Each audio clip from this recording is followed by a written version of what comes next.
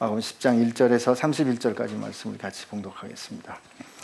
예수께서 거기서 떠나 유대 지경과 요단강 건너편으로 가시니 무리가 다시 모여들거늘 예수께서 다시 전례대로 가르치시더니 바리새인들이 예수께 나와서 그를 시험하여 묻되 사람이 아내를 버리는 것이 옳으니까? 대답하여 이르시되 모세가 어떻게 너에게 명하였느냐? 이르되 모세는 이혼 증서를 써주어 버리기를 허락하였나이다. 예수께서 그들에게 이르시되 너희 마음이 완악함으로 말미암아 이 명령을 기록하였거니와 창조 때부터 사람을 남자와 여자로 지으셨나니 이러므로 사람이 그 부모를 떠나 그 둘이 한 몸이 될지니라. 이러한즉 이제 둘이 아니요 한 몸이니 이러므로 하나님이 짝지어 주신 것을 사람이 나누지 못할지니라 하시더라. 집에서 제자들이 다시 이 일을 물으니 이르시되 누구든지 그 아내를 버리고 다른 데로 장가드는 자는 본처에게 간음을 행하며 또 아내가 남편을 버리고 다른 데로 시집가면 간음을 행함이니라. 사람들이 예수께서 만져주심을 바라고 이 어린아이들을 데리고 오매 제자들이 꾸짖거늘 예수께서 보시고 노하시어 이르시되 어린아이들이 내게 오는 것을 용납하고 금하지 말라. 하나님의 나라가 이런 자의 것이니라. 내가 진실로 너희에게 이르노니 누구든지 하나님의 나라를 어린아이와 같이 받들지 않는 자는 결탄코 그곳에 들어가지 못하리라 하시고 그 어린아이를 안고 그들 위에 안수하시고 축복하시니라. 예수께서 길에 나가실새 한 사람이 달려와서 꿇어 앉아 묻자오되 선한 선생님이여 내가 무엇을 하여야 영생을 얻으리이까? 예수께서 이르시되 내가 어찌하여 나를 선하다 일컫느냐? 하나님 한 분 외에는 선한 이가 없느니라. 내가 계명을 안 하니 살인하지 말라, 간음하지 말라, 도둑질하지 말라, 거짓 증언하지 말라, 속여 빼앗지 말라, 내 부모를 공경하라 하였느니라. 그가 여짜오되 선생님이여 이것은 제가 어렸을 때부터 다 지켰나이다. 예수께서 그를 보시고 사랑하사 이르시되 내게 아직도 한 가지 부족한 것이 있으니 가서 내 있는 것을 다 팔아 가난한 자들에게 주라. 그리하면 하늘에서 보화가 내게 있으리라. 그리고 와서 나를 따르라 하시니 그들은 재물이 많은 거로 이 말씀으로 인하여 슬픈 기색을 띠고 근심하며 가니라. 예수께서 둘러보시고 제자들에게 이르시되 재물이 있는 자는 하나님의 나라에 들어가기가 심히 어렵도다 하시니 제자들이 그 말씀에 놀라는지라. 예수께서 대답하여 이르시되 얘들아 하나님의 나라에 들어가기가 얼마나 어려운지 낙타가 바늘기로 나가는 것이 부자가 하나님의 나라에 들어가는 것보다 쉬우니라 하시니 제자들이 매우 놀라 서로 말하되 그런즉 누가 구원을 얻을 수 있는가 하니 예수께서 그들을 보시며 이르시되 사람은 할 수 없으되 하나님으로는 그렇지 아니하니 하나님으로서는 다 하실 수 있느니라. 베드로가 여짜와 이르되 보소서 우리가 모든 것을 버리고 주를 따랐나이다. 예수께서 이르시되 내가 진실로 너희에게 이르노니 나와 복음을 위하여 집이나 형제나 자매나 어머니나 아버지나 자식이나 전토를 벌인 자는 현세에 있어 집과 형제와 자매와 어머니와 자식과 전토를 100배나 받되 박해를 겸하여 받고 내세 영생을 받지 못할 자가 없느니라. 그러나 먼저 된 자로서 나중되고 나중된 자로서 먼저 될 자가 많으니라. 아멘. 하나님 오늘 하나님의 얼굴을 저희가 뵙기를 원합니다. 은혜를 허락하여 주옵소서. 예수님의 이름으로 기도합니다. 아멘. 오늘 말씀은 이혼에 관한 말씀으로 시작이 됩니다. 여기 보니까 바리새인들이 예수께서 와서 아내를 버리는 것이 사람이 아내를 버리는 것이 옳습니까? 이게 lawful합니까? 이 법으로 맞습니까? 이렇게 질문을 합니다. 근데 이때 2절에 보니까 시험하였다 그래요. 시험에서 그러니까 어떤 상황이나 어떤 문제를 놓고 우리가 질문할 수 있습니다. 그러니까 질문할 수 있는데 그 문제에 대해서 질문하는 태도는 어떻게 생각하면 두 가지 쪽으로 나눠질 수 있어요. 첫째는 그 문제가 진짜 아픈가? 그 문제 때문에 진짜 괴로운가? 그 문제를 해결하는 것이 나의 일인가? 나의 문제인가? 이 문제 때문에 진짜 아파하는가? 하는 태도로 질문할 수 있습니다. 그렇지 않고 그냥 논쟁거리로, 말거리로 질문할 수 있습니다. 똑같이. 아마 사람이, 여기서 사람이란 남자인데 남자가 아내를 버리고 아내를 버리는 것이 정말 옳습니까? 라는 아픔과 함께 질문했다면 아마 이 상황이 전혀 다르게 진행이 됐을 겁니다. 근데 지금 바리새인들은 예수님을 시험하려고 질문합니다. 그때 예수님께서 그냥 답을 하시지 않고 모세가 뭐라고 그러더냐 이렇게, 그죠? 모세가 어떻게 너희에게 명하였느냐. 이분 이 바리새인들은 이 모세 제자라고 스스로 일컫는 사람이잖아요. 모세가 너에게 어떻게 명하였느냐 그랬더니 모세는 이혼 증서를 써주어 버리기를 허락하였네. 이 신명기 24장에 나오는 이야기인데 배우자가 수치스러운 일을 행하면 이혼 증서를 써서 이제 내보내면 이혼이 형성이 되면 성립이 되면 이제 그 혼인 관계가 깨어지는 겁니다.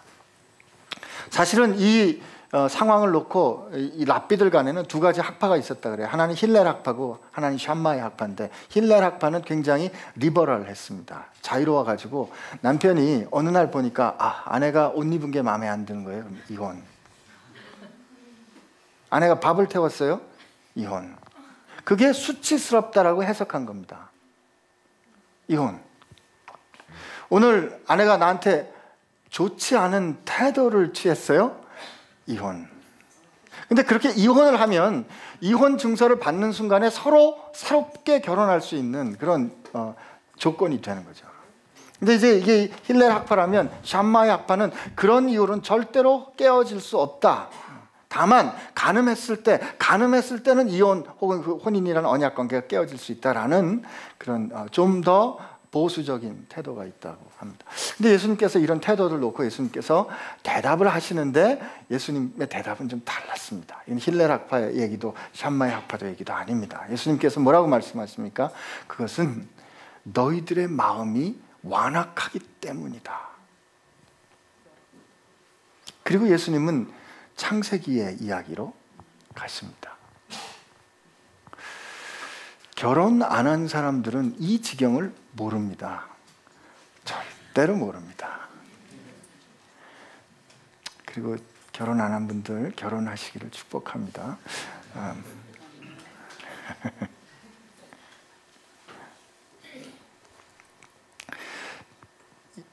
1992년 9월 22일 날 온누리교회 본당에 제가 서 있었어요. 12시에. 근데 주머니에 뭐가 있네. 근데 이제 12시에 이렇게 잘 차려입고 서 있었습니다.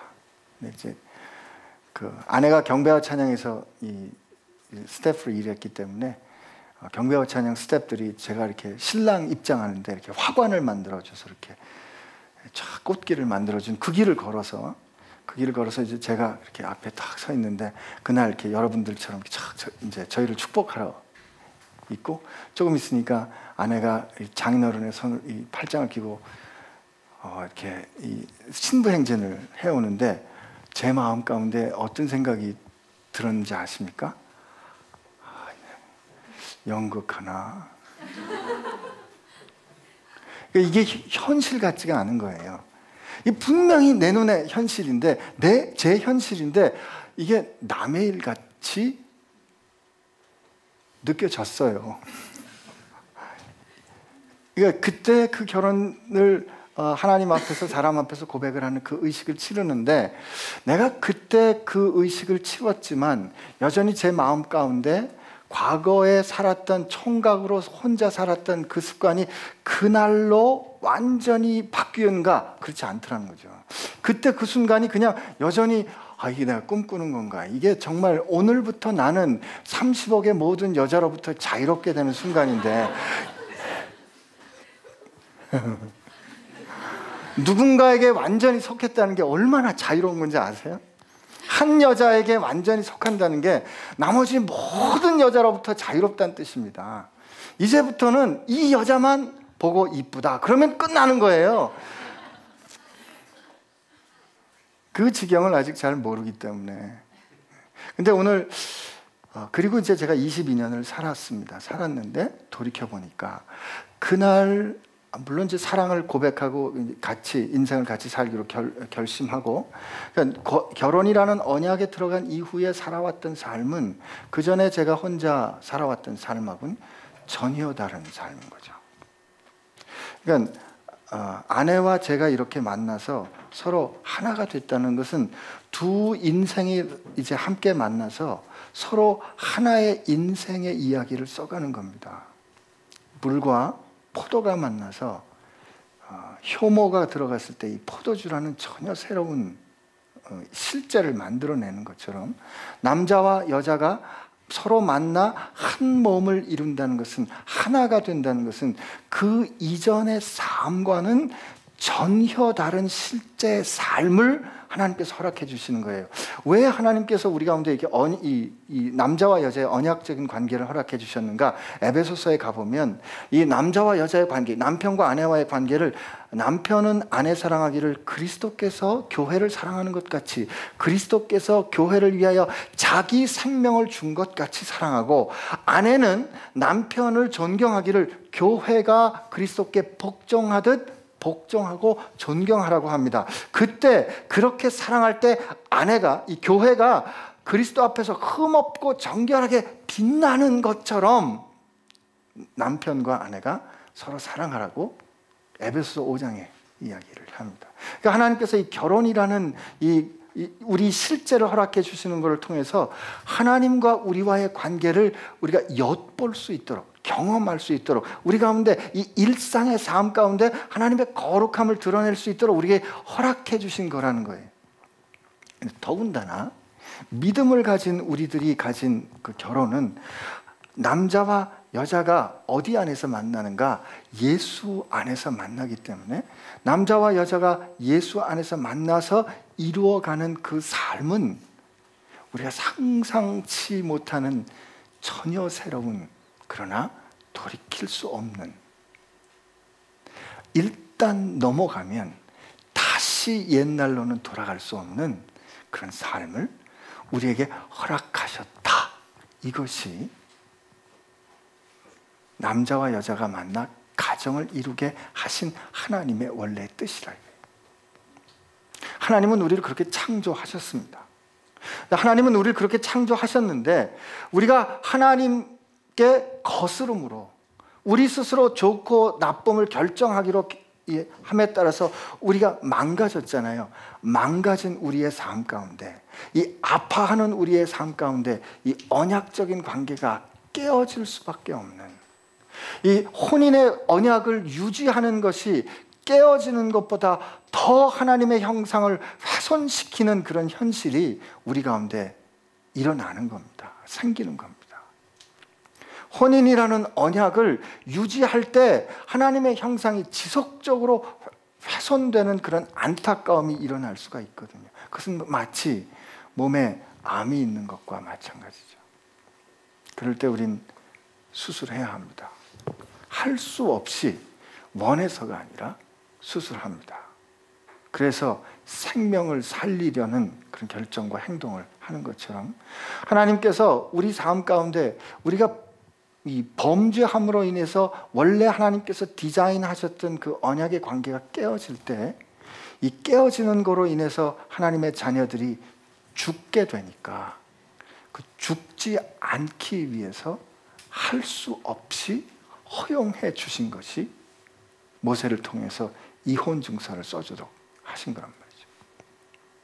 그러니까 이거는 우리가 부패했기 때문에 하나님께서 우리를 보호해 주시기 위한 차선의 현실인 거지, 하나님께서 너희 이럴 때는 이렇게 해도 좋다라는 그런 하나님께서 기쁨으로 허용해 주신 게 아닌 겁니다. 그런데 바리새인들이 이것이 엄격하게 적용이 됐든 자유롭게 적용이 됐든 하나님께서 모세를 통해서 우리에게 허락해 주신 이 현실을 자기들이 마음대로, 자기들이 원하는 대로 유용해서 쓸 수 있는 것으로 가져온 거죠. 우리가 이런 현실을 돌이켜보면서 한 가지 우리 생각해야 할 것은 이겁니다. 어떤 삶 가운데 우리가 정해진 규칙이 있습니다.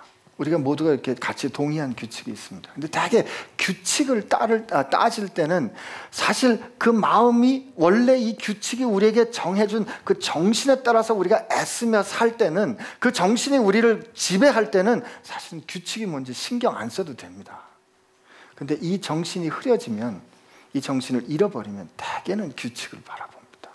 그리고 규칙에 따라서 아주 미니멈하게 그 규칙을 지키는 것으로 그 정신을 살아내는 것을 대신 하게 되잖아요.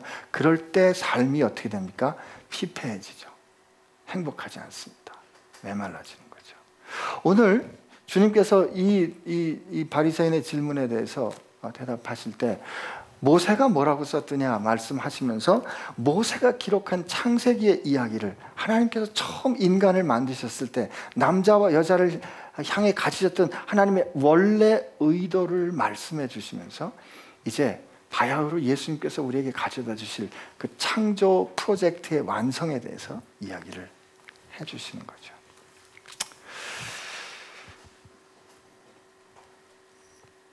우리 한번 이 혼인과 언약에 대해서 생각할 때 아직 결혼하지 않으신 분들은 이렇게 생각하세요. 결혼은 내 인생에 한 번 허락된 하나님의 은혜다, 이렇게 생각하고 결정하시고 하나님 앞에 기도하시기를 축복합니다. 그러나 원치 않는 현실이 우리 가운데 일어날 수 있어요. 있습니다. 그 원치 않는 현실이 일어나는 거에 대해서 하나님은 우리를 알고 계신다 라고 우리에게 살 길을 열어주신 게 모세로 기록하게 하신 그 율법이라는 거죠. 여전히 어떤 형편과 상황에 있든지 우리 가운데 회복은, 다시 일어서면, 다시 삶은 가능합니다.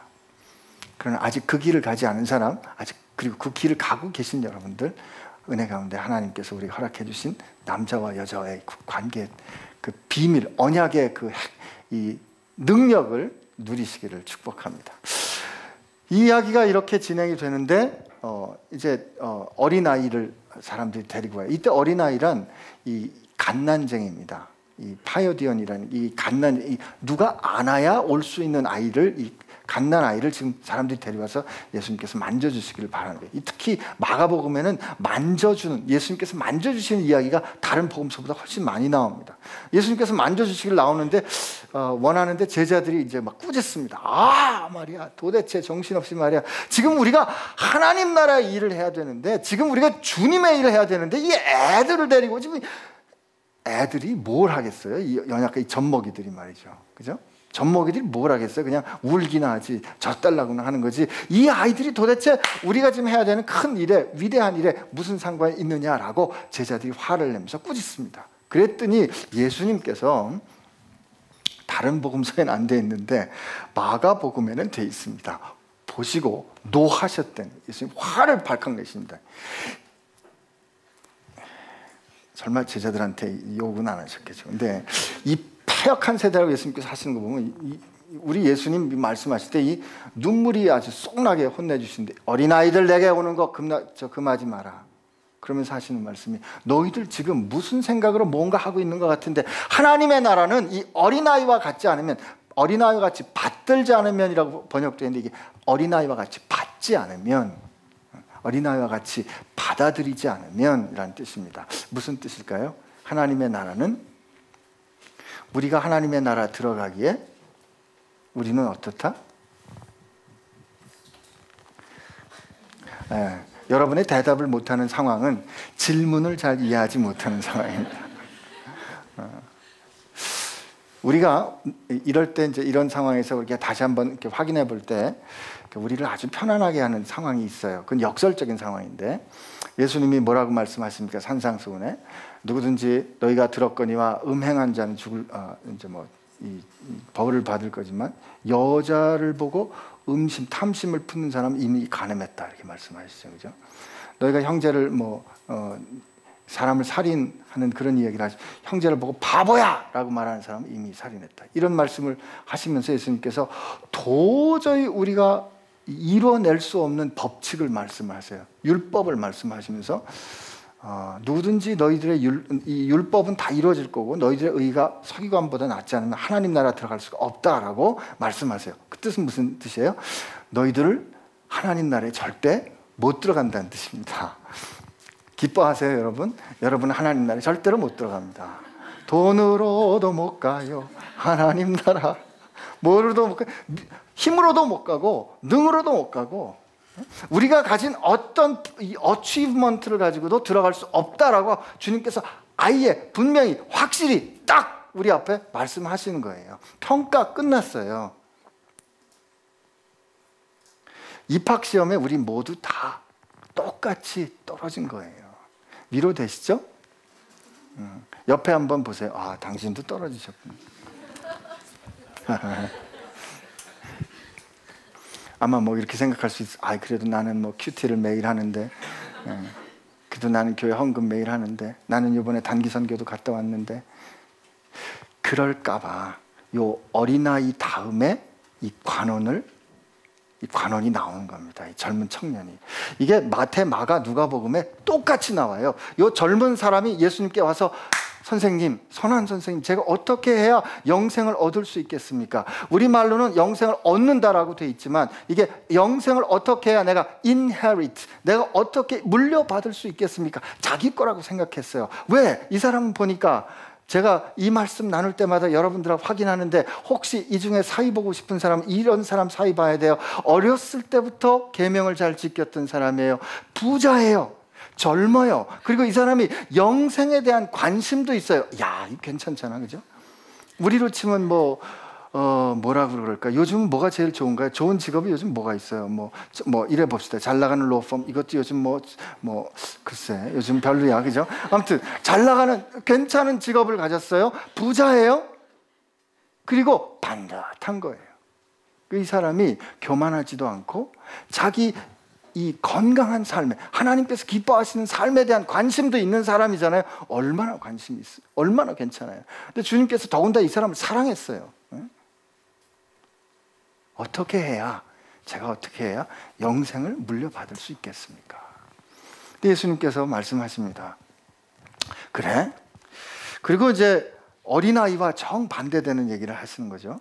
예수님이 내가 계명을 안 하니 살인하지 말라, 간음하지 말라, 도둑질하지 말라, 거짓 증언하지 말라, 속여 빼앗지 말라, 내 부모를 공경하라 하였느니라. 이게 이제 이 젊은 청년이 아마 들었으면 이렇게 점점 더 이렇게 목이 올라갔을 거예요. 그건 나 했어요. 지켰어요. 범하지 않았어요. 뭐라고 얘기하냐면 그가 여짜오되 선생님이여 내가 이것은 어렸을 때부터 다 지켰습니다. 어린아이는 지금 저렇게 우는 어린아이는 우는 것밖에 못해요. helpless 하단 말이죠. 근데 이 부자 관원은 지금 자기가 뭔가 해낼 수 있는 능력이 있는 이 두 상황이 아주 극명하게 대조되는 겁니다. 다 지켰다 그러니까 예수님께서 뭐라고 그러시냐면 여보세요? 예수께서 그를 보시고 사랑하사 이르시되 예수님께서 사랑하신 걸 어떻게 알았어요? 그 얼굴에 표정이 드러나는 거지. 이쁘게 보시면서 예수님이 뭐라고 말씀하시면 내게 아직도 한 가지 부족한 것이 있다. 청년이 어떻게 생각했을까요? 그래, 이제 저 부족한 한 가지만 더 채우면 영생이 내 것이 되겠구나. 이제 저 부족한 것 한 가지만 채우면 되겠네. 그래? 그리고 이제 기다리지 않겠어요? 쫑긋하고 기다릴 때 예수님께서 가서 오케이 가서 그 다음에 내가 진 것을 다 팔아. 내가 진 것을 다 팔아. 가난한 자에게 주고.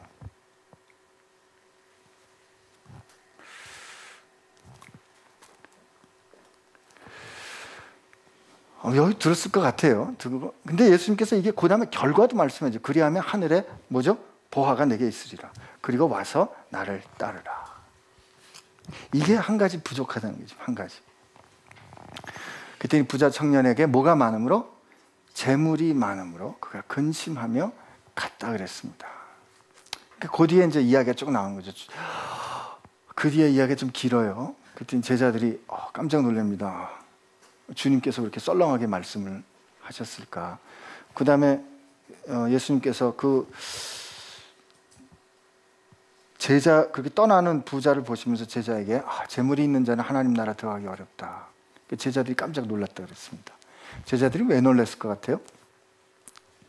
성경 공부 좀 하신 분들은 아실 텐데 하고 질문할 때 대답하면 좀 민망하니까 안 하시는 거죠.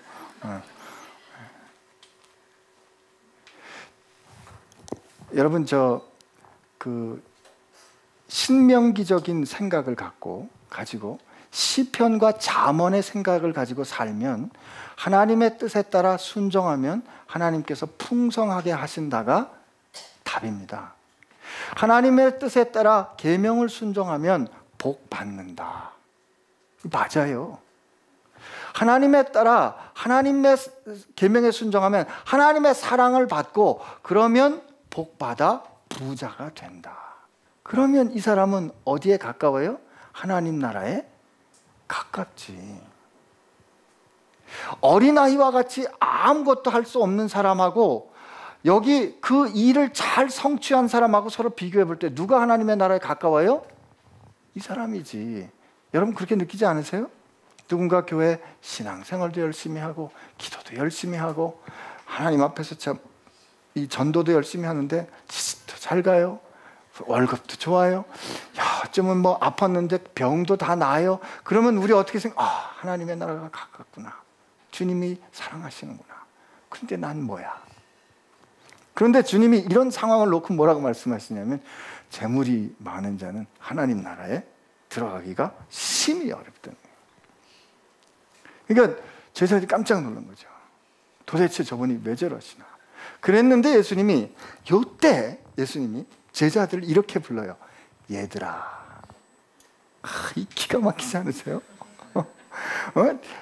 이때 제자들을 향해서 뭐라고 그랬으면, 이때는 조금 달라요. 테크나라는 표현인데, 아이들아, 얘들아 이런 뜻이에요. 조금 전에 어린아이와 같지 않으면 하나님 나라에 들어갈 수 없다 그랬는데, 지금 여기 관원이 와서, 부자가 와서 성취를 많이 한 의리의리한 타이틀을 가지고 하나님 앞에 와서 내가 뭘 해야 하나님 나라를 내가 유업으로 받을 수 있겠습니까? 당연히 내 것이라고 생각한 걸 내가 누려 가질 수 있겠습니까? 하는 그에게 한 가지 부족한 거에 대해서 얘기해주고, 그가 떠나고 난 다음에 이 남은 자들을 향해서 뭐라고 부르시냐면, 얘들아. 무슨 뜻이에요? 이 능력 없는 사람들아. 그죠? 그리고 더 어려운, 부자가 하나님 나라 들어가는 게 낙타가 바늘기로 들어가는 것보다 어렵다는 거예요. 이야, 제자들이 그냥, 이 제자들이 참 마음에 들어요. 그러면 누가 구원을 받겠습니까? 우와. 그때 주님 그러시죠. 사람은 못하는데 하나님은 하신다. 여러분 하나님 나라 들어가는 거 여러분 능력으로 못 갑니다. 이런데 아멘을 안 하시네. 하나님께서 들여 보내주셔야 가는 거예요. 그 하나님께서 우리를 사랑하셨잖아요. 근데 저는 이 부자 청년이 떠났는데, 부자 청년이 떠난 거를 놓고 저는 여전히 이 오픈엔드를 열어놓습니다. 주님께서 그 부자 청년의 뒷모습을 바라보면서 부자가 하나님 나라 들어가기 어렵다라고 말씀을 하시는 그것이, 이 부자 청년이 그러므로 하나님 나라에 못 들어갔다라고 보고 싶지 않아요. 왜? 그 청년이 근심하며 떠나갔잖아요. 그 떠나간 거는 예수님의 말씀의 첫 번째, 너는 가서를 순종한 거잖아요. 그죠?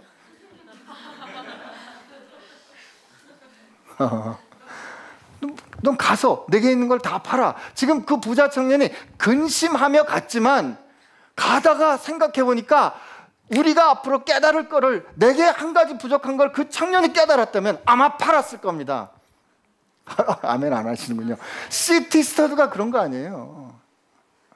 자기 있는 모든 유산을, 주님께서 그가 그리스도시고 그가 참으로 하나님의 아들이고 정말 그가 나를 위해 죽은 것이 사실이라면, 내가 그를 위하여 하는 그 어떤 일도 위대할 수 없다고 생각하고 자기 받은 모든 유산 포기하고 그가 하나님 나라를 위해서 갈 수 있었잖아요.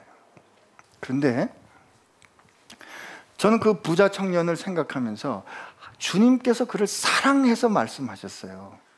사랑해서 말씀해 주시는 게 힘들 수 있다 이겁니다. 여러분, 주님이 우리 사랑하십니다.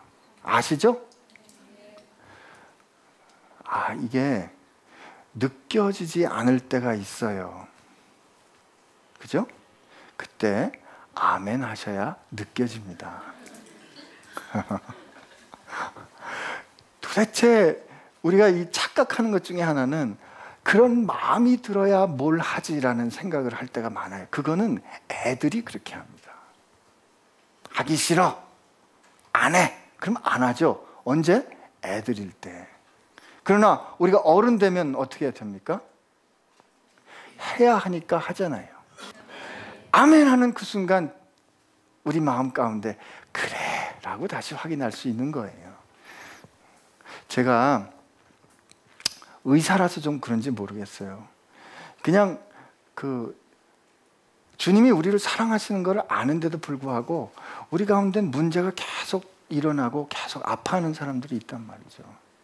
그러면 주님은 사랑하지 않으시나 하는 그런 질문을 하게 됩니다. 그럴 때 먼저 주님은 나를 사랑하신다 라고 시작할 수 있는 게 우리 가운데 있는 능력이라고 생각해요. 근데 주님께서 그를 사랑하셔서 그가 떠나가도록, 나는 그래서 여전히 부자 청년이 순종했다고 믿어요. 여러분, 우리 순종합시다. 떠날 때 우리 근심하면서 떠날 수 있어요.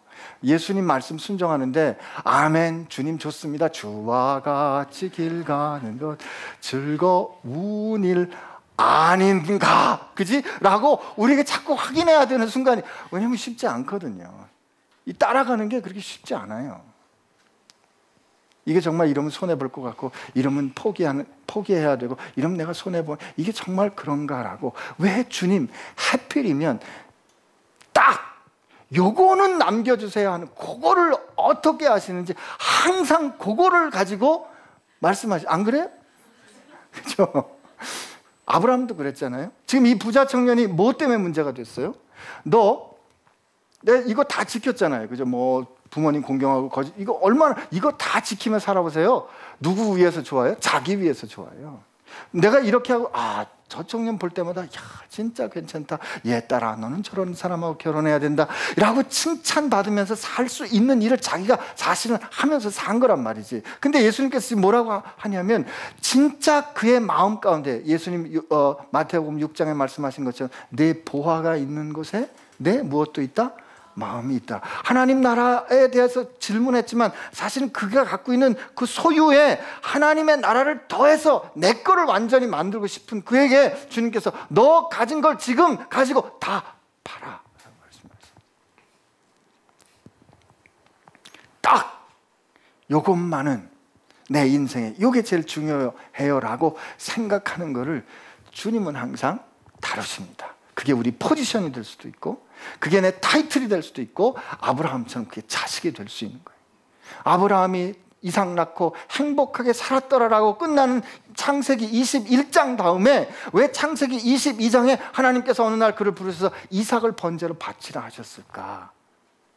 하나님께서 그로 하여금 믿음이 무엇인가를 보여주기 위해서, 하나님 나라의 합당한 약속을 받아 누리는 것이 무엇인지 우리에게 확인하게 주시기 위해서 이삭을 바치도록 하시는 그 시험 하시는 것처럼, 하나님 우리 마음 가운데 우리에게 한 가지 부족한 그것을 확인하기 위해서 여러분과 내 마음 가운데 마지막으로 갖고 있는 것들을 주님 꼭 다루신다 이 말이죠.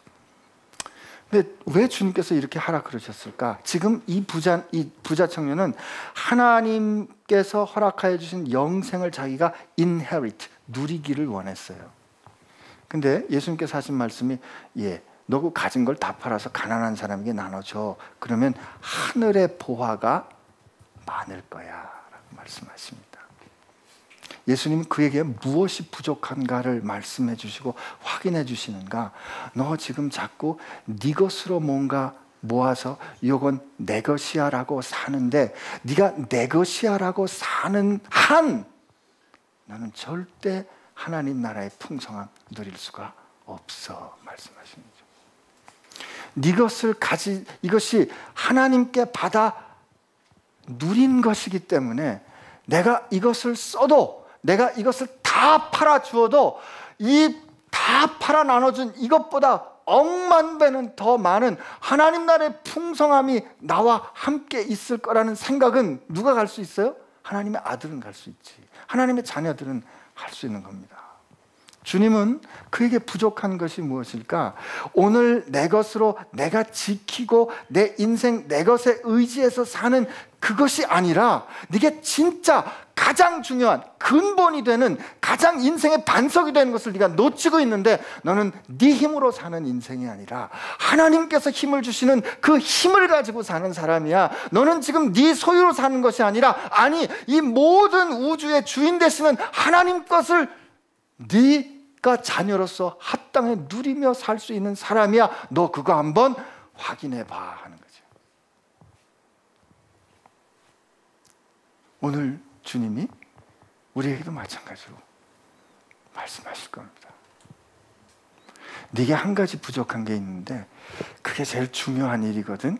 너는 지금 하나님의 자녀된 것을 누리지 못하고 있어.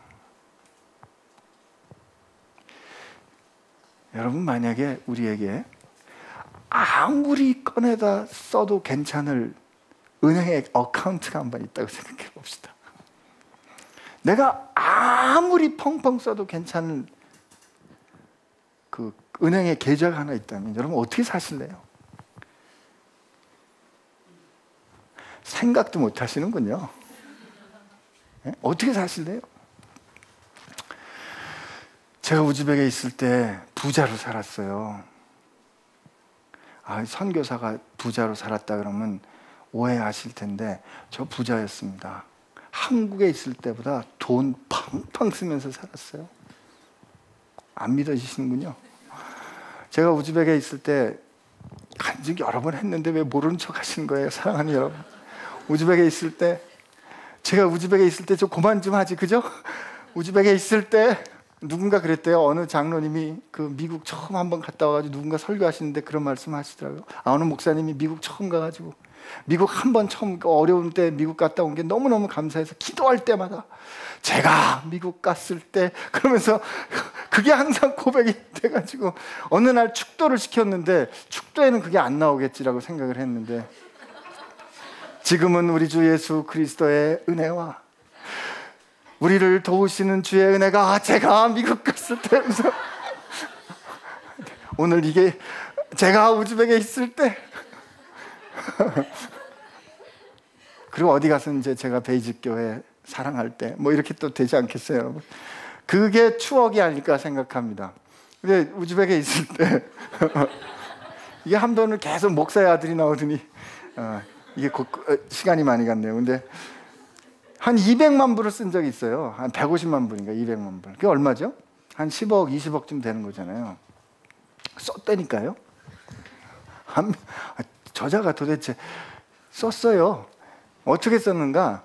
우즈벡에 의과대학이 8개가 있고 대학원 대학이 하나가 있는데, 이게 소련 시대 때 살았던 대학이라 이 책이 없는 거예요.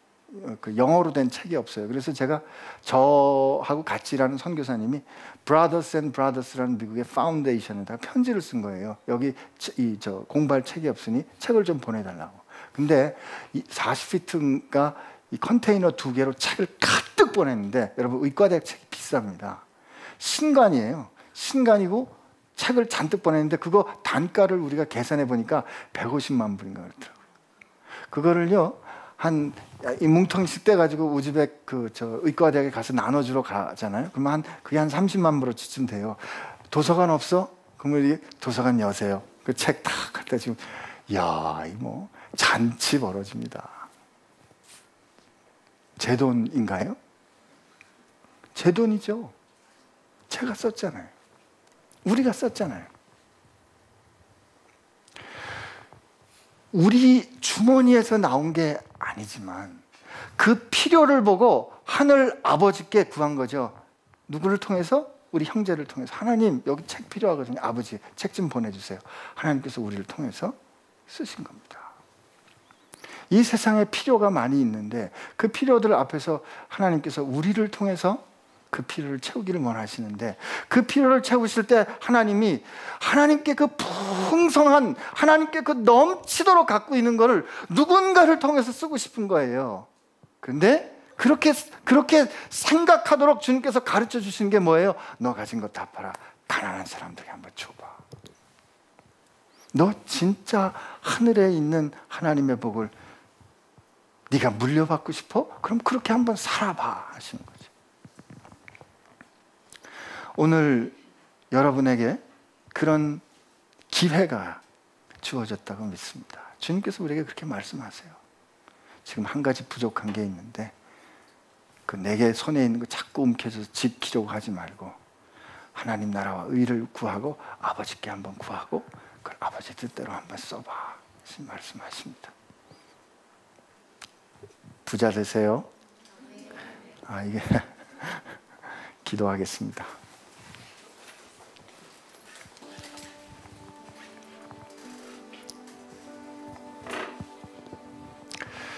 하나님 나라는 어린아이와 같은 자가 받는다고 하십니다. 하나님, 제가 어떻게 그런 일을 할 수 있을까요?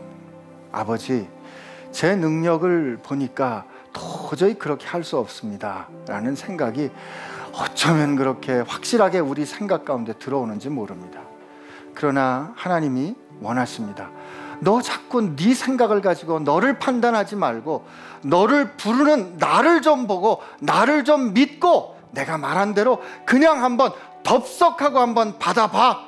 그리고 그것을 좀 나누어. 주님 그렇게 말씀하십니다. 네게 지금 부족한 게 있는데 바로 그 믿음이야 라고 말씀하십니다. 이제 주님 앞에 기도할 때 하나님, 저 일주일 나가서 사는 동안에 하나님 나라의 그 영광을 제가 나누며 사는 사람 되고 싶습니다. 내 것을 가지고 날 지키려고 움켜쥐며 아둥바둥 사는 것이 아니라 이 만군의 하나님, 온 세상의 주인이신 하나님이 내 아버지이신 것을 내 삶 가운데 현실로 제가 누리며 살고 싶습니다. 하나님 말씀하셨사오니 어린아이처럼 하나님 믿고 받습니다. 나로 그 일 행하게 하여 주옵소서. 주님 앞에 이렇게 기도하며 나가겠습니다. 같이 기도합니다. 하나님 아버지 감사합니다. 오늘 이 시간 우리와 함께 하여 주시며 감사합니다.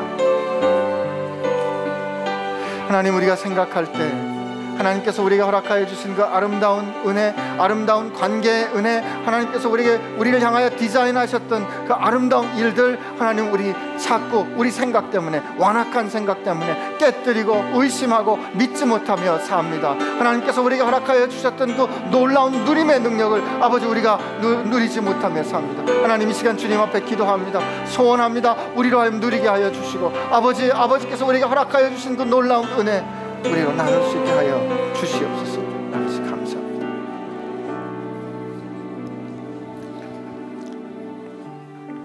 하나님 감사합니다. 우리를 위하여 디자인하신 하나님의 사랑은 참 완전하신 사랑인 것 우리가 알았습니다. 하나님, 그렇다면 우리 가운데 부부로 불러주신 이들 그 완전한 사랑, 그 고운 빛깔을 누리며 살게 하여 주옵소서. 예수님께서 만져주시고 그렇게 빚어가 주실 줄로 믿습니다. 오늘보다 내일이 더 행복하고 내일보다 모레 더 뜨겁게 사랑하는 사람들 되게 하여 주옵소서. 그리고 하나님 기도합니다. 구합니다. 하나님, 우리 인생에 우리가 원치 않는 어려움 겪은 그 아픈 상처를 갖고 있는 이들도 있습니다. 그러나 물이 변하여 포도주 된 것처럼 주님 함께 하시면 우리 인생이 주 앞에서 아름답게 새롭게 빚어지게 될 줄로 믿습니다. 주님, 우리에게 부족했던 것 오늘 알게 해주셨사오니 이제 내 능력, 내 성취로 내 인생을 규정짓지 않게 하여 주옵시고 나를 통하여 역사하기 원하시는 하나님을 바라볼 수 있는 저희들 되게 하여 주옵소서. 우리 가운데 주님을 의지하는 진정한 나눔과 그 나눔으로 인한 풍성함이 넘치게 하여 주옵소서. 예수님의 이름으로 기도합니다. 아멘.